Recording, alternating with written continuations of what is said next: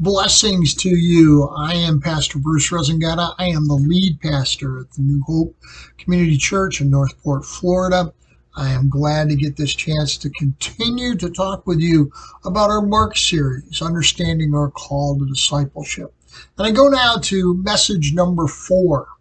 And this is a unique one because a lot of times we don't see this as a calling story.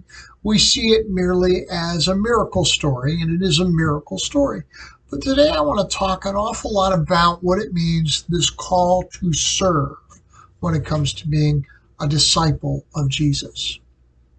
Not too long ago, someone took two 40-foot semi-trailers filled with 350-pound slabs of ice cream in 63 different flavors. They added a 5-ton truck filled with 45 gallons of 6 mouth-watering sundae toppings: chocolate fudge, pineapple, caramel, strawberry, butterscotch. They used 2 forklifts, 4 electric power jacks. They tossed the ice cream and topping into an empty swimming pool. They had some temporary set up in the Edmonton City Mall Center. They topped it off with whipped cream, sprinkled copious amounts of crushed peanuts and marshmallow churros on it, and served it cold. Wow. They had constructed the largest ice cream sundae ever. They fed thousands of people with it. When I read that story, it reminded me of this story from the life of Jesus. In the 3rd year of his ministry, his fame has grown to immense levels. Well over 15,000 people, maybe as much as 20,000, have gathered near the sightings of Jesus. Following a day of his teaching, the crowd is hungry, they're restless. Disciples, some of whom have recently returned from being sent out on individual ministry trips by Jesus, are called into service to feed this huge crowd. We know it's so huge that even 8 months' wages is sufficient. We know they feel inadequate. They suggest, wait a minute, the crowd should just go into the surrounding villages and buy food. Yet, called to serve, Jesus expected his disciples to meet their need.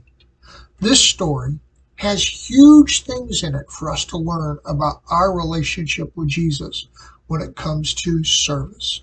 You see, Jesus expects his disciples to serve way beyond the limits of their imagination and their expectation. This miracle is so significant, this story so significant, this feeding of the 5,000. It is the only miracle, aside from the resurrection itself, that's recorded in all 4 Gospels. All 4 Gospels carry this story. Therefore, I just want to submit there must be amazing truths in this story for us to mine as we move into greater understanding of what it means to be called as his disciple.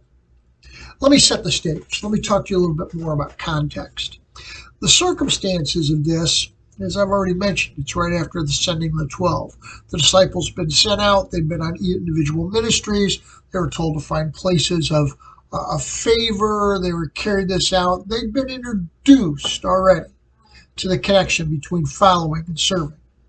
But this also comes at a very significant time.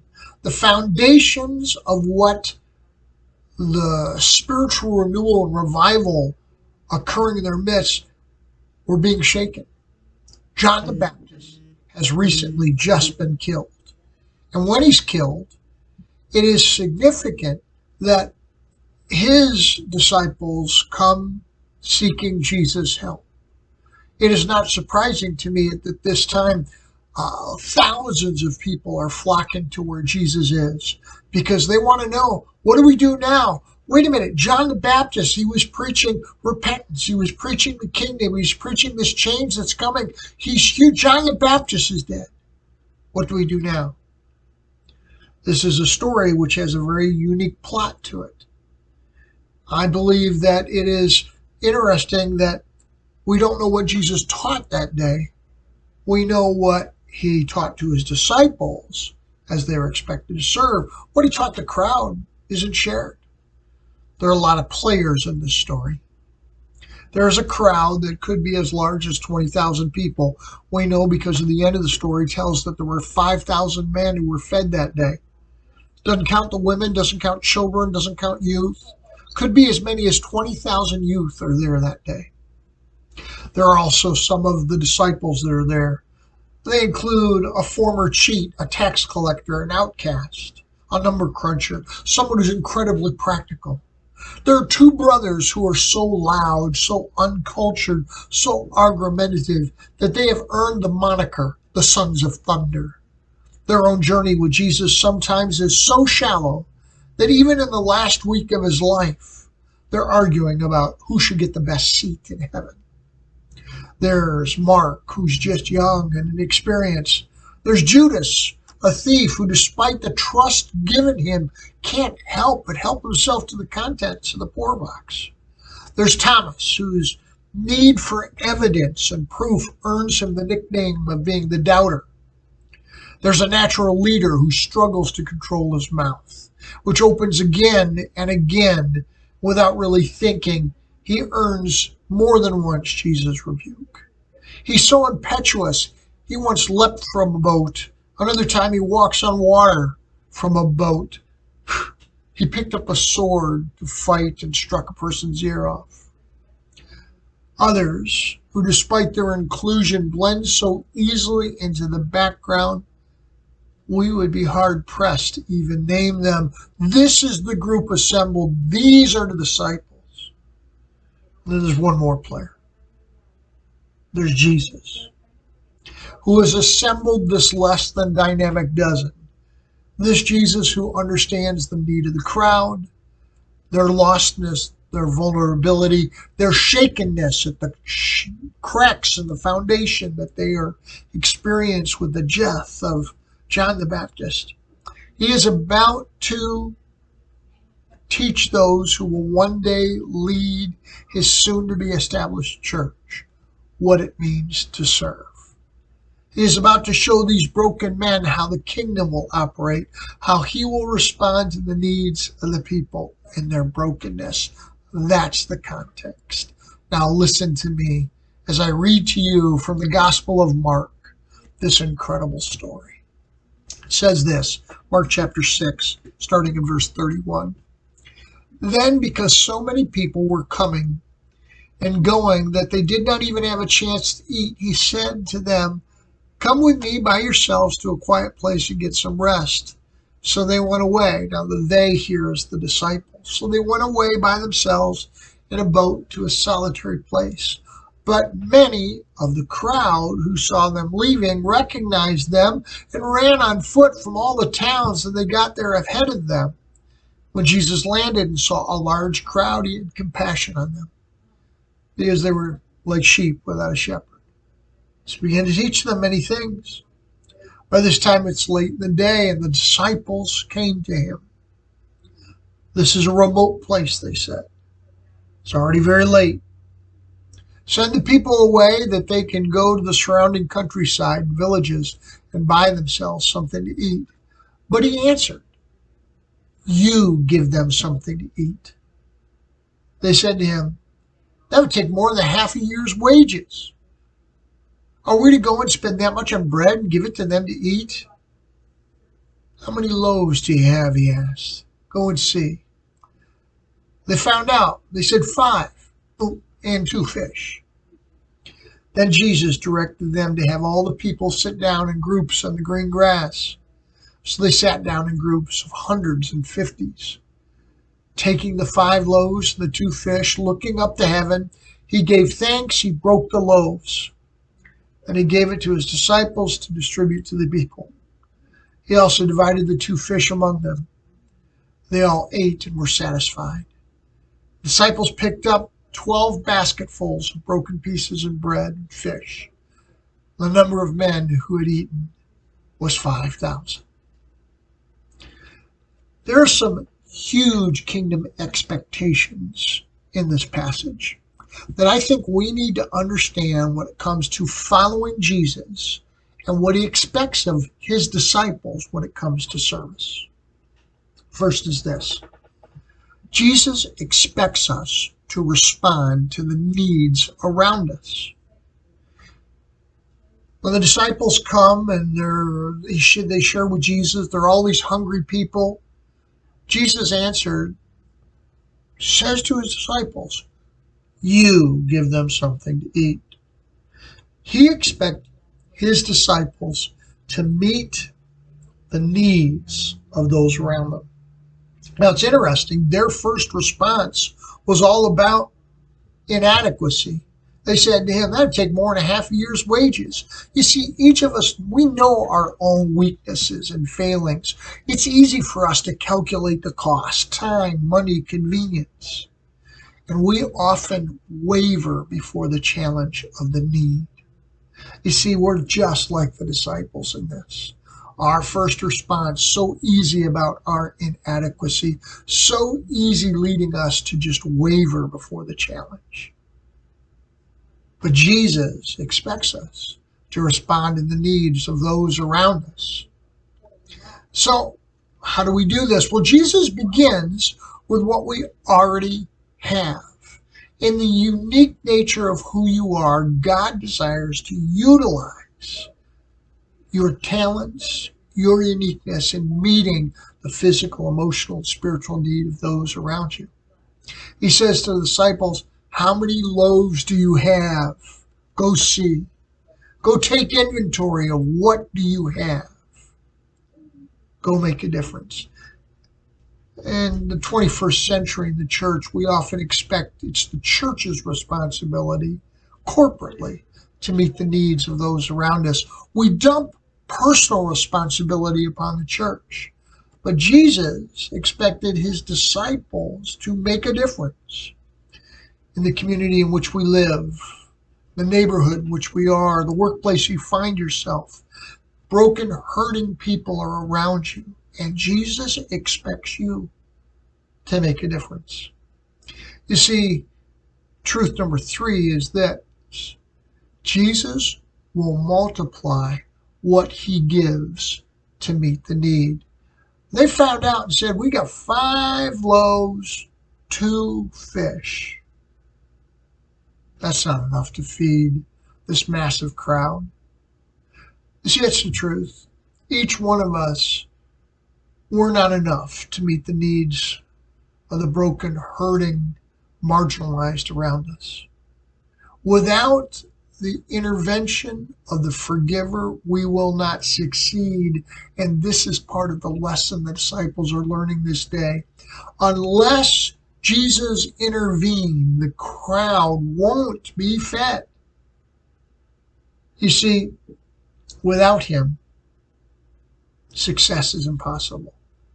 With Jesus, there is overwhelming sufficiency to be found. How did 2 fish and 5 loaves become basketfuls of leftovers?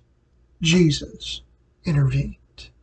We learn in service, in our inadequacies, that Jesus still can meet needs. He is able. Truth number 4 is this: Jesus expected obedience before evidence of his provision was seen. This is huge. He takes the 5 loaves and the 2 fish. Looking up to heaven, he gave thanks. He broke the loaves. He gave them to his disciples to distribute to the people. The miracle had not yet taken place when they were called upon to begin to feed the multitude. Obedience preceded the provision. The disciples needed to take that little bit that Jesus was handing them and turn and begin to feed the people. And somehow, in amazing ways, God's provision then meets in its great sufficiency, and everyone becomes satisfied. Obedience precedes provision. It's one of the things that we have to learn. You see, a lot of times when we hear God calling, we think He wants us to do something. We want to wait around until everything's provided for, until we're guaranteed success. There is no step of faith. But in serving with Jesus, there's always going to be this moment where obedience must precede His provision, or we step out in faith, believing that our God will provide. Can we trust and obey? Yes. Yes. Well, there's a fifth truth to be learned here. The fifth truth is this: Jesus wants nothing of His gifts, talents, provisions to be wasted. Find the last verse interesting, verse 43. They all ate and were satisfied, and the disciples picked up 12 basketfuls of broken pieces of bread and fish. Why does it include this statement that they go around, they get? Well, yes, it does point to His sufficiency. There was more than enough for everyone, but the more that was enough could have been carried off by the crowd. No, in this case, it's laying around, and the disciples go and gather it. You see, stewardship is always important. Resources should never just be hoarded or wasted. They're called to be utilized for the kingdom. And God had provided, and what He had provided was not to be wasted. Leftovers were gathered up that it could be used in another way. You see, stewardship is always important. I love this passage of Scripture. To me, it's so amazing. 2 fish, 5 loaves become an abundance. I think a lot about what it would have been like to have been Peter, James, or John that day. To be handed a little bit of bread, to be handed a few tiny portions of fish, to have turned and looked at that first group of 50 or 100 sitting there and imagining, oh man, I've got to walk forward myself in all my inadequacies and all my lack of sufficiency to walk forward and begin to feed this crowd. I often envision it this way. On the first go-around, it was the people up front who got just a little tiny piece of fish and a little tiny piece of bread. Because the disciples had to learn that the miracle was about to take place while they were carrying out the service. By the time they get to the back of the crowds, there's leftovers for everyone, literally basketfuls of leftovers. I picture myself just kind of trying to throw it. Here, take more, take more, take more. Imagining just what it would have been like that day, experiencing the sufficiency of Jesus. You see, I think He calls us to service because He wants to do just that. He wants us to obey, following Him into service, meeting the needs of hurting, broken, lost people around us. And He wants us to do that, trusting Him, trusting that He will, with overwhelming sufficiency, intervene and meet those needs. Wow. What an exciting thing He calls us to. I'm Pastor Bruce Resengata. I'm the lead pastor at the New Hope Community Church in Northport. I pray that you're being blessed. If you've never been with us on a Sunday morning or it's been a while, join us.